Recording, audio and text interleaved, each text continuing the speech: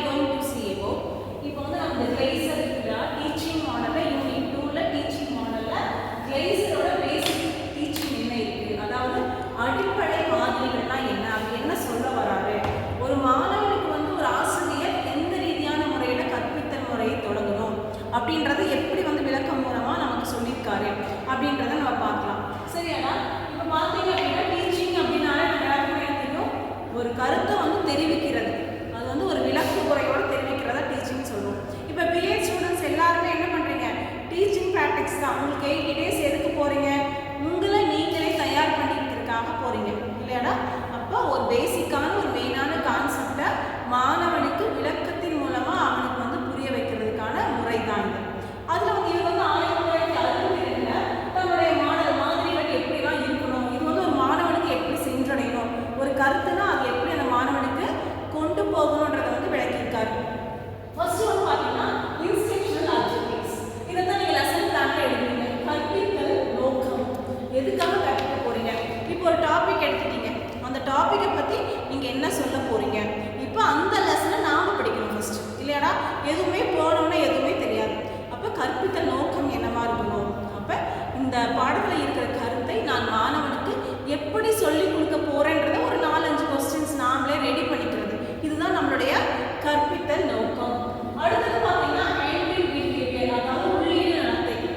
உள்ளீடு நடத்தைனா இப்போ class room போயிட்டீங்க, மாணவன் வந்து வகுப்பறையில் உட்காந்துருக்கான், அவன் வந்து எப்படி முதல்ல அவனுடைய நடத்தை வந்து முக்கியமானது. இப்போ அவன் பேசிக்கிட்டே இருந்தாலும் நம்மளால கிளாஸ் எடுக்க முடியாது. அப்போ நம்ம என்ன பண்ணுவோம், அந்த மாணவனையெல்லாம் ஃபஸ்ட்டு பக்குவப்படுத்துறதுக்கான திறமையை நம்ம வளர்த்து கொள்ளணும். அப்போ வகுப்பறையில் அந்த மாணவன் வந்து எப்படி உட்காந்துருக்கான், இவன் வந்து கவனிக்கிறானா, ஓகே. நம்ம ஜென்ரலாக அந்த குழந்தைங்களை வந்து கொஸ்டின் கேட்குறோம், சாப்பிட்டியாப்பா, என்ன சாப்பிட்ட அப்படின்னு கேட்குறோம் சரிங்களா? அதுக்கப்புறம் நம்ம வந்து கிளாஸுக்குள்ளே போகணும், இதுதான். அப்போ அந்த குழந்தை ஓகே நான் சொல்கிறது அவன் கேட்குறதுக்கு ரெடி ஆகிட்டான் அப்படின்ற சூழ்நிலையில் நம்ம கிளாஸ் எடுக்கணும். அவன் பாட்டு கத்திட்டே இருக்கா, நான் பாட்டு கிளாஸ் எடுக்க முடியுமா? கண்டிப்பாக முடியாது. அப்போ நம்ம என்ன பண்ணோம், இந்த நடத்தை வந்து முக்கியமான பங்கு. அடுத்து பார்த்தீங்கன்னா இன்ஸ்ட்ரக்ஷனல் ப்ரொடியூசர்ஸ், அதாவது கற்பித்தல் நடைமுறைகள்.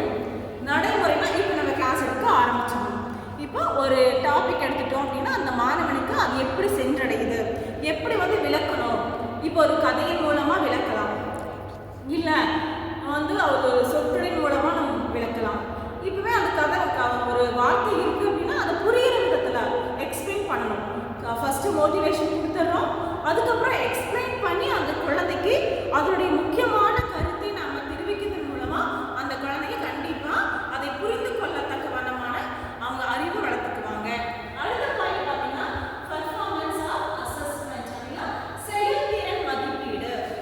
இப்போ வந்து இப்போ கிளாஸ்க்கு போயாச்சு, மோட்டிவேஷன் கொடுத்தாச்சு, நம்மளுடைய முக்கியமான கருத்தையும் தெரிவிச்சாச்சு. அடுத்தது அந்த குழந்தை வந்து எப்படி வந்து அதை வந்து அசஸ் பண்ணுறான், அதாவது மதிப்பீடை கொடுக்குறான், அவரோட செயல்திறன் என்ன. நான் பாடம் நடத்தி முடிச்சோன்னே அவருடைய செயல்திறன் எப்படி இருக்கு, எப்படி தன்னோட திறமையை வளர்த்துக்கிறான். இப்போ நான் சொல்லி கொடுத்ததுனால அவனுக்கு என்ன புரிஞ்சிருக்கான்றதை டெஸ்ட் பண்ணுறதான் எவால்வேஷன், மதிப்பீடு. அந்த குழந்தைக்கு ஸ்டார்டிங்லேருந்து எண்டிங் வரைக்கும் என்ன சொல்கிறேன். ஒரு குழந்தைகிட்ட கேட்கலாம், சரிப்பா இப்போ நான் சொன்னேன், நீங்கள் சொல்லுங்கள் என்ன புரிஞ்சுக்கிட்டீங்க அப்படின்னு அவனுடைய கருத்துக்களை தெரிவிக்கக்கூடிய ஒரு வாய்ப்பை வந்து ஒரு ஆசிரியர் அந்த குழந்தைக்கு கொடுக்கணும். அப்போ தான் அந்த செயல் திறன்மிக்கதா இருக்கா இல்லையா அப்படின்றத வந்து நம்ம புரிஞ்சுக்க முடியும். சரியாடா? எந்த ஒரு கிளாஸ்லையுமே எப்படி இருக்கும், அந்த குழந்தைக்கு வந்து ஃபஸ்ட்டு ஸ்டார்டிங்லேருந்து எண்டிங் வரைக்கும் நம்மளால் முடிந்த கல்வித்திறனை வளர்க்கணும். இல்லைனா அந்த குழந்தைக்கு ஒரு பாடல் மூலமாக, சரி இப்போ ஒரு ப்ரேயர் சாங் சொல்கிறோம், நம்ம ஸ்கூலில் ஆட்டோமேட்டிக்லி ப்ரேயர்லாம் முடிஞ்சு அந்த கிளாஸுக்கு போவோம். சரி ஜஸ்ட் யாரோ ஒருத்தர் நீ பாடுறியா, ஒரு ப்ரேயர் சாங், சாமி பாட்டு பாடு, அது எந்த மதமாக இருந்தாலும் பரவாயில்ல, நீ பாடுன்னு அந்த குழந்தைய ஊக்குவிக்கணும். இல்லை இந்த பாட்டு தான் பாடணும் அப்படின்னு சொல்லி அங்கேயே நம்ம என்ன பண்ணக்கூடாது, அவங்கள அரெஸ்ட் பண்ணக்கூடாது. எல்லா மதத்தும் நம்ம ஒன்று தான், ஆனால் ஏதாவது ஒரு ப்ரேயர் சாங் யார் பாடுறியோ பாடுங்க அப்படின்னு சொல்லலாம். இப்போ நம்ம காலேஜில் கூட பண்ணுறோம் இல்லைடா, அந்த மாதிரி தான் நம்ம என்ன பண்ணோம், ஒரு ஸ்கூலுக்கு போனாலும் அந்த குழந்தைய வந்து நம்ம ஊக்குவிக்கத்தக்க வண்ணமான விதத்தில் நம்ம செய்யணும். சரியா? இந்த மாதிரிலாம் நீங்கள் செய்வீங்க இல்லையா ட்ரைனிங் போகும்போது, இதுதான். அப்போ நம்ம ஸ்டார்டிங்லேருந்து என்ன பண்ணுறோம், கிளேசரோடதில் அவரோட அடிப்படை மாதிரி என்னன்னு சொல்லி பார்த்தோம் அப்படின்னா, அவர் ஃபஸ்ட்டு எடுத்தோம்னா அவர் குழந்தைக்கு மோட்டிவேஷன் கொடுக்கணும்னு சொல்கிறாரு. அதுக்கப்புறம் நம்ம என்ன சொல்ல போகிறோம்ன்ற நோக்கத்தை நம்ம தெரிஞ்சுக்கணும்னு சொல்கிறாரு. சரியாடா? மாணவனோட நடத்தையும் தெரிஞ்சுக்கிட்டோம், அவனுக்கு நல்ல விதமான ஒரு பாடத்தையும் கற்பிச்சிட்டோம். ஓகேவா? புரிஞ்சா அவங்களுக்கு?